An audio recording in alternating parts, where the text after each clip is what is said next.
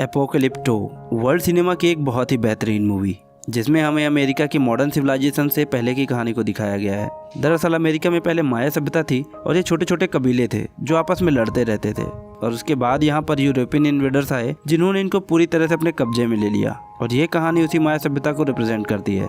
तो मूवी शुरू होती है और हमें एक कबीले को दिखाया जाता है जो जंगल में शिकार कर रहा होता है, और दरअसल ये कबीले आज भी पुराने रीति रिवाजों और पुराने तौर तरीकों से चलते हैं। इन्होंने जंगल में हर जगह पर फंदे लगाए होते हैं जिसकी जानकारी सिर्फ इनके ही कबीले के लोगों को होती है कि इनका फंदा कहाँ कहाँ पर लगा है। तभी उस सुअर का जिसका ये शिकार कर रहे होते हैं उसका पैर उसी फंदे की रस्सी से टकरा जाता है, और जैसे ही उसका पैर रस्सी से टकराता है सामने से एक बहुत ही बड़ा लकड़ी का टुकड़ा आता है जिसमें नुकीली नुकीली लकड़ियां लगी होती हैं और सुअर के शरीर में धंस जाती है। अब सुअर की मौत हो जाती है जिससे ये सब बहुत खुश हो जाते हैं। एक्चुअली ये कबीला बहुत ही मस्ती करने वाला होता है और सब के सब वहाँ बैठकर हंसी मजाक करते हुए उस शिकार को काटना शुरू करते हैं। अब सबको एक एक टुकड़ा खाने के लिए दिया जाता है, जैसे किसी को दिल दिया जाता है, किसी को कान देते हैं, किसी को नाक देते हैं। उनमें से एक इंसान ऐसा होता है जिसकी संतान नहीं हो रही होती और सब उससे बहुत मजाक करते हैं, और जब उसकी बारी आती है तो वो उसे सुअर के टेस्टीज निकाल कर देते हैं और कहते हैं कि इसे खाने से संतान हो जाती है। वो आदमी कहता है कि तुम झूठ बोल रहे हो। वो कहता है मैं झूठ नहीं बोल रहा, मेरे पिता ने इसे 10 बार खाया था, और देखो आज मेरी 8 बहनें हैं, एक बड़ा भाई है और एक मैं, यानी हम टोटल 10 भाई बहन हैं। और उसे जो ये बोल रहा होता है वही इस मूवी का मेन हीरो है जिसका नाम है जैगुआर पो। उसके पिताजी भी पीछे खड़े होते हैं और वो आदमी इशारे से उनसे पूछता है कि क्या आपने सच में खाए थे। वह बोलता है हाँ। अब जैसे ही वह उसे मुंह में डालता है उसका टेस्ट बहुत ही गंदा होता है, वह उसे खा ही नहीं पाता, उसे उल्टी आ जाती है। अब इतने में सब हंसने लग जाते हैं और उसका मजाक उड़ाते हैं और आपस में लड़ने लग जाते हैं। तभी हीरो के पिताजी जो इस कबीले के सरदार भी हैं जिन्होंने उसे कहा था कि मैंने भी खाया है, वो पीछे से आते हैं और उनकी लड़ाई छुड़वा देते हैं और उसको अपने साथ साइड में ले जाकर कहते हैं कि तुम्हें और स्ट्रांग बनना पड़ेगा, तुम बार बार मजाक का पात्र क्यों बनते हो। वो बोलता है कि मेरे बच्चे नहीं होते इसलिए ये मेरा मजाक उड़ाते हैं। वो कहते हैं मेरे पास एक ऐसी दवा है जिसको यूज करने से तुम्हारे बच्चे हो जाएंगे। वो कहता है क्या सच में ऐसा हो सकता है। सरदार कहते हैं हाँ ऐसा हो तो सकता है, लेकिन एक बात का ध्यान रहे कि जो दवा मैं तुम्हें दे रहा हूँ ये बहुत ही स्ट्रांग है। वो कहता है कि प्लीज मुझे ये दवा दे दो, मैं किसी भी तरह से बाप बनना चाहता हूँ और इन सब का मुंह बंद करना चाहता हूँ। सरदार कुछ पत्ते निकालता है और उसे देता है। वह उसे खाने ही वाला होता है, लेकिन सरदार उसे रोकते हुए कहता है इसे खाओ मत, बल्कि जब तुम संभोग करोगे उससे पहले इसे अपने लिंग में लगा लेना, लेकिन खाना मत। और तभी हमारे हीरो यानी जैगुआर पो को एहसास होता है कि उसके पीछे झाड़ियों में कोई है। वो खड़ा होकर उस तरफ देखने लगता है और उनसे पूछता है कि तुम्हें क्या चाहिए। वहाँ झाड़ियों से कुछ आदिवासी निकलते हैं और इनके सामने 4 बड़ी बड़ी मछलियाँ रख देते हैं। वह कहते हैं कि हम यहाँ से गुजरना चाहते हैं, बदले में ये भी अपने शिकार का एक टुकड़ा जो इन्होंने अभी अभी किया होता है उन्हें देते हुए यहाँ से गुजरने की परमिशन दे देते हैं। और अगले ही पल झाड़ियों के पीछे से बहुत सारे आदिवासी निकलते हैं और ये सब के सब वहाँ से जाने लगते हैं। जैगुआर पो देखता है कि इनमें से बहुत सारे लोग घायल होते हैं। वह इनसे पूछता है कि हुआ क्या था। उनमें से एक आदिवासी बोलता है कि हमारा कबीला तबाह हो गया और अब हम एक नई शुरुआत के लिए जा रहे हैं। जैगुआर पो उनसे पूछना चाहता है कि आखिर हुआ क्या था, और वह उनके पीछे जाने लगता है, पर उसके पिताजी जो इस कबीले के सरदार भी होते हैं वह जैगुआर को उसके पीछे जाने से रोक देते हैं। लेकिन जैगुआर कहीं ना कहीं अंदर से परेशान होता है और उसे लगता है कि जरूर कुछ ना कुछ गलत हुआ है। उसके पिता उसे कहते हैं कि तुम काफी परेशान लग रहे हो। जैगुआर कहता है हाँ मैं हूँ। उसके पिता कहते हैं वह जो कबीला था उनके दिल में डर बैठ गया था और डर का कोई इलाज नहीं होता, और मैं चाहता हूँ कि तुम भी मत डरो और अपना यह डर लेकर तो गाँव में बिल्कुल भी मत जाना। अब ये सब के सब वापस अपने कबीले में आ जाते हैं और इनके कबीले का माहौल भी बहुत अच्छा होता है। ये वहाँ पर भी बहुत हंसी मजाक करते हैं, और वो आदमी जिसका सभी मजाक उड़ाते हैं उसे एक बूढ़ी औरत पकड़ लेती है जो उसकी सास होती है। वह उसे कहती है कि तुमने मुझे धोखा दिया है, मुझे एक पोता चाहिए, अगर तुम मुझे पोता नहीं दे सकते तो मैं तुम्हारी जगह किसी और को ले आऊंगी। अब वह आदमी और उसकी बीवी अंदर चले जाते हैं ताकि वह बच्चे के लिए फिर से कोशिश कर सकें। और आपको याद होगा कि हीरो के पिताजी ने उसे जंगल में एक दवा दी थी कि अपने लिंग पर लगा लेना और इससे बच्चे पैदा हो जाएंगे। पर जैसे ही वह उस दवा को लगाकर सहवास शुरू करता है उन दोनों को बहुत ही जलन होने लगती है और दोनों इधर उधर भागना शुरू कर देते हैं। दरअसल वह कोई दवा नहीं होती बल्कि मिर्ची का पाउडर होता है, और उनको भागता देखकर सब बहुत हंसते हैं, बहुत मजाक उड़ाते हैं। अब हम जैगुआर पो को देखते हैं जो अपने घर जाता है और अपनी पत्नी से मिलता है जो कि प्रेग्नेंट है। उसका एक बेटा भी है और वह इन दोनों से बहुत ही प्यार करता है। इसके बाद यह दिखाते हैं कि कबीले में सब नाच रहे होते हैं, गा रहे होते हैं, लेकिन जैगुआर पो कहीं ना कहीं खोया होता है, क्योंकि आज सुबह उसने दूसरे कबीले की जो हालत देखी थी उसे कहीं ना कहीं उसके दिल में एक डर बैठ गया है। उसकी पत्नी पूछती है कि तुम इतने गुमसुम क्यों हो। वह उसे कुछ नहीं बताता और उसकी गोद में सिर रखकर सो जाता है। और रात में जैगुआर जब अपने परिवार के साथ सो रहा होता है तभी उसे कुत्ते के भौंकने की आवाज आती है जिससे वह जग जाता है। उसे एहसास होता है कि बाहर कुछ हलचल हो रही है। वैसे भी आज सुबह उसने जो कबीले की हालत देखी थी उससे वह काफी घबराया हुआ होता है। अगले ही पल हमें बाहर दिखाया जाता है, जहाँ पर एक बहुत ही भयानक, बहुत ही खूंखार आदिवासी होता है। उसके सभी साथी पेड़ों के पीछे छुपे होते हैं, जो उसके इशारा करने पर मशाले लेकर पेड़ों से बाहर आ जाते हैं। जगुआर अपने घर से बाहर देखता है, उसे कुछ जलती हुई मशालें दिखाई देती हैं और वह समझ जाता है कि कुछ न कुछ खतरा है। वो अपने परिवार को लेकर बाहर निकलता है, लेकिन तभी हमलावरों में से एक इन्हें देख लेता है और उन पर हमला कर देता है, लेकिन जगुआर को उसे खत्म कर देता है। जगुआर अपने परिवार को लेकर एक सूखे कुएं के पास जाता है और वो अपने बेटे और अपनी पत्नी को, जो कि प्रेग्नेंट होती है, उसे रस्सी के सहारे धीरे धीरे कुएं में छोड़ना शुरू करता है।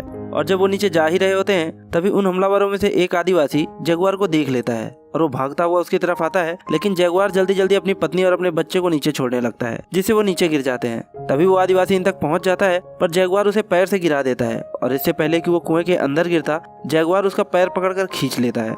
वो आदिवासी जो कुएं के अंदर गिर रहा होता है, वह देख लेता है कि जगुआर की पत्नी और उसका बच्चा अंदर है, और इससे पहले कि वो किसी को बताता, जगुआर उसे मार देता है। जगुआर अपनी पत्नी और अपने बच्चे से कहता है कि मुझे अपने लोगों की मदद के लिए जाना होगा। हालांकि उसकी पत्नी उसे जाने से मना करती है और उसे रोकती है, पर वो अपनी पत्नी से कहता है कि मैं वादा करता हूँ कि मैं वापस आऊंगा, और ये कहकर वो अपने लोगों की मदद के लिए चला जाता है। वहाँ पर जगुआर के लगभग सभी लोगों को बंदी बना लिया होता है और कई लोगों को तो मार भी दिया होता है। यहाँ पर एक बहुत ही खतरनाक आदिवासी होता है, जिसका नाम होता है मिडिल आय। वो अपने चाकू से जगुआर के ऊपर हमला करता है और जगुआर को मारने ही वाला होता है, पर जगुआर उसका चाकू पकड़कर उसी की तरफ मोड़ देता है, और इससे पहले कि वह उसे मारता, यहाँ पर इन सब का सरदार आ जाता है, जो जगुआर को बंदी बना लेता है। हालांकि मिडिल आय जगुआर को यहाँ पर मारना चाहता है, पर सरदार उसे रोकते हुए मना कर देता है और कहता है कि मुझे इसकी जरूरत है। जगुआर के पिता भी बंदी होते हैं और वह अपने पिता से कहता है कि मुझे माफ कर दो पिताजी। मिडिल आय ये बात सुन लेता है और उसे पता चल जाता है कि ये उसके पिता हैं, इसलिए वह जगुआर के सामने ही उसके पिता को मार देता है। इसके बाद वह जगुआर के ऊपर भी एक जोरदार वार करता है, जिससे वह बेहोश हो जाता है। और जब उसे होश आता है तो वह देखता है कि उसके सभी साथी यहाँ पर बंदी बने हुए हैं। जगुआर कुएं की तरफ देखता है, जहाँ पर उसकी प्रेग्नेंट पत्नी और उसका बेटा है। सरदार का बेटा उसे उस तरफ देखते हुए देख लेता है और वह कुएं के पास जाता है।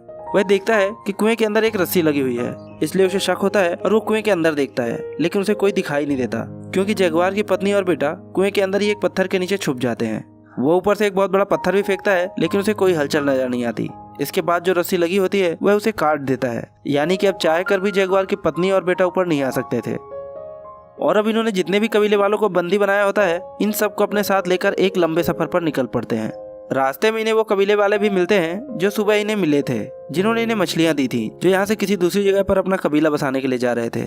दरअसल इन खूंखार आदिवासियों ने उन्हें भी पकड़ लिया होता है और अब ये सब के सब एक लंबे सफर के लिए निकल पड़ते हैं, जहाँ पर इन्हें नदियों को पार करना पड़ता है, ऊंचे ऊंचे पहाड़ों के सकरे रास्तों से गुजरना पड़ता है, और फिर एक लंबे सफर के बाद ये खूंखार आदिवासी उस जगह पर पहुंच जाते हैं जहाँ से ये बिलोंग करते हैं। और जब ये अपनी सरहद के बाहर ही होते हैं, तब हमें बहुत सारी डेड बॉडीज पड़ी हुई दिखाई देती हैं, जिन्हें देखकर साफ साफ समझ आ रहा था कि ये वो लोग हैं जिन्हें किसी तरह की कोई बीमारी हुई है जो छूने से फैलती है।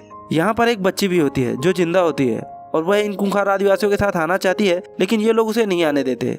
और वो इन खूंखार आदिवासियों को, जो इसी जगह से बिलोंग करते हैं, उन्हें कहती है कि बहुत जल्द पवित्र समय आने वाला है, जब दिन में अंधेरा हो जाएगा और एक आदमी तुम्हें यहाँ से बाहर ले जाएगा, और तुम्हारा और तुम्हारे इस पूरे साम्राज्य का हमेशा के लिए अंत हो जाएगा। अब ये सब के सब वहाँ से आगे चले जाते हैं, और तभी एक गांव आता है जहाँ पर बहुत सारे मजदूर होते हैं। उनकी हालत बहुत ही ज़्यादा खराब होती है, पर फिर भी उन्हें यहाँ पर काम करना पड़ता है, लेकिन इन्हें यहाँ पर नहीं छोड़ा जाता और आगे ले जाया जाता है। अब कबीले का सरदार, जो इन सबको यहाँ बंदी बनाकर लाया है, उसके पास एक आदमी आता है। वो पूछता है कि कितने आदमी हैं।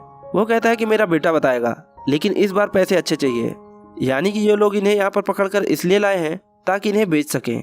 यहाँ पर इंसानों को बेचा जाता है और इनके साथ जो बंदी औरतें होती हैं उनकी बोली लगाई जाती है और उन्हें बेच दिया जाता है, और बचे हुए आदमियों को यहाँ से आगे ले जाया जाता है, जहाँ पर बहुत भीड़ होती है। यह एक तरह का मंदिर होता है जहाँ पर इंसानों की बलि दी जा रही होती है, और अब जगुआर को उसकी बलि देने के लिए यहाँ पर ले जाया जाता है। दरअसल ये लोग ईश्वर को खुश करने की बात कर रहे होते हैं, और इससे पहले कि वो जगुआर को मारते, सूर्य ग्रहण हो जाता है और चारों तरफ अंधेरा छा जाता है, जिससे यहाँ पर मौजूद सभी लोग घबरा जाते हैं और सब रुककर प्रार्थना करने लगते हैं। फिर थोड़ी देर बाद जब सूर्य ग्रहण छट जाता है तो इनकी बलि नहीं दी जाती, और इन सबको एक दूसरी जगह ले जाया जाता है, जहाँ पर एक लंबा सा ग्राउंड होता है, और उसके दूसरी तरफ होता है मक्के का खेत, जिनके पीछे होता है इनका जंगल। और अब इन सबसे बोला जाता है कि तुम भागो और अपने जंगल चले जाओ। यहाँ पर वो सरदार, जो इन सबको बंदी बनाकर लाया होता है, उसका एक बेटा भी होता है। उसका बेटा मक्के की झाड़ियों के पास चला जाता है ताकि कोई बच के ना भाग सके, और अब इन्हें एक एक करके भगाया जाता है, और पीछे से ये लोग इनके ऊपर भाले और अलग अलग हथियार फेंकते हैं ताकि इन्हें मार सकें। इनके कई साथी मारे भी जाते हैं, और अब जगुआर और उसका एक साथी भागते हैं। ये थोड़ा दिमाग लगाते हैं और जिग जैग पैटर्न में भागते हैं ताकि उनके बाढ़ से बच सकें, लेकिन जगुआर के साथी को तीर लग जाता है और वो मारा जाता है। और जगुआर जैसे ही ग्राउंड के लास्ट में पहुंचता है तभी एक तीर उसके आर पार हो जाता है, लेकिन वो मरा नहीं होता, वह जिंदा होता है। यहाँ पर कबीले के सरदार का बेटा जो इन झाड़ियों के पास खड़ा था वह जगुआर को मारने के लिए उसके पास आता है, और इससे पहले कि वह उसे मारता वहीं पर एक जख्मी आदमी होता है जो उसे गिरा देता है, लेकिन कबीले के सरदार का बेटा उसे मार देता है और इसके बाद वह चाकू निकाल कर जगुआर को मारने के लिए आता है। पर इससे पहले कि वह उसे मारता, जगुआर को जो तीर लगा हुआ था उसने उसकी नोक तोड़ ली थी और उसकी मदद से उसके गले को चीर देता है, जिससे सरदार के बेटे की मौत हो जाती है और जगुआर यहाँ से झाड़ियों में भाग जाता है। दरअसल ये खूंखार आदिवासी जगुआर और उसके कबीले वालों को सिर्फ अपनी प्रैक्टिस के लिए मार रहे होते हैं।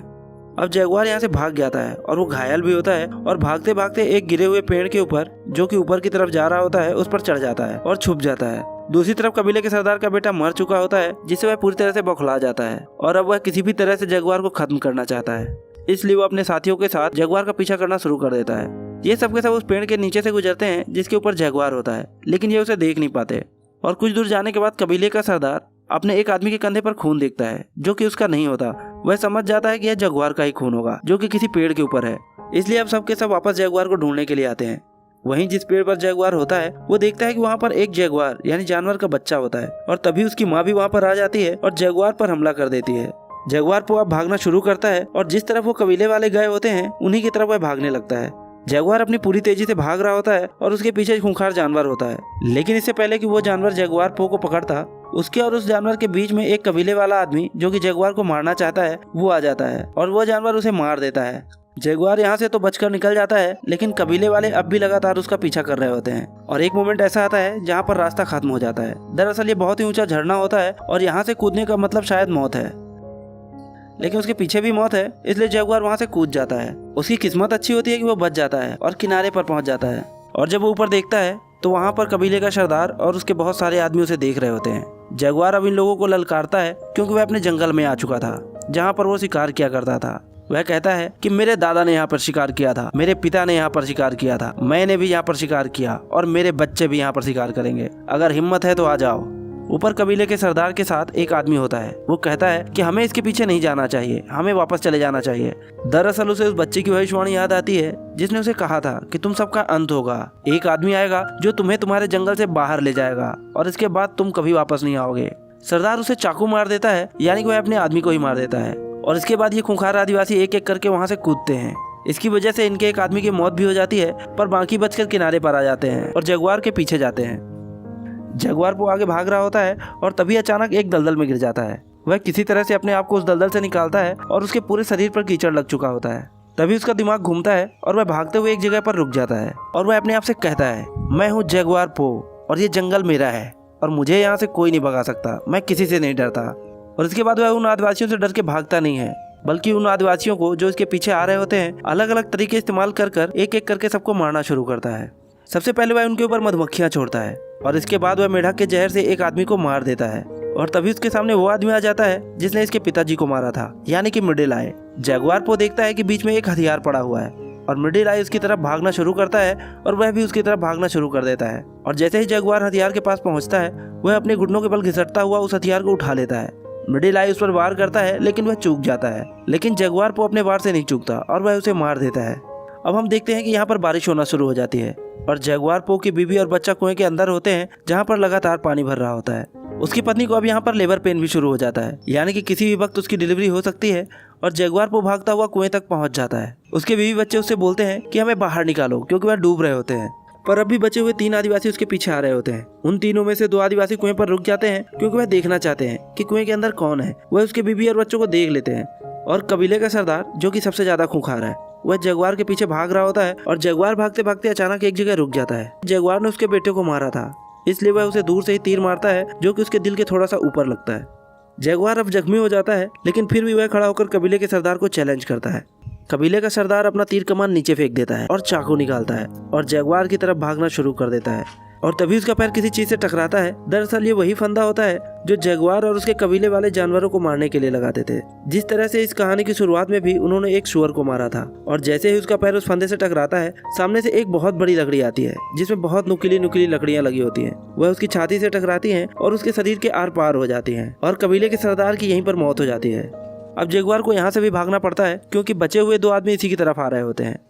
वहीं कुएं के अंदर दिखाया जाता है जहां लगातार पानी भर रहा होता है। जगुआर की पत्नी अपने बच्चे को बचाने की पूरी कोशिश कर रही होती है और इसी सर्कमस्टांसेस में वह एक और बच्चे को जन्म देती है। अब सीन शिफ्ट होता है और जगुआर पो को दिखाया जाता है जो भागते भागते समंदर किनारे पर पहुंचता है और यह काफी थक चुका होता है, इसलिए यह रुक जाता है और हैरानी से समंदर की तरफ देखने लगता है।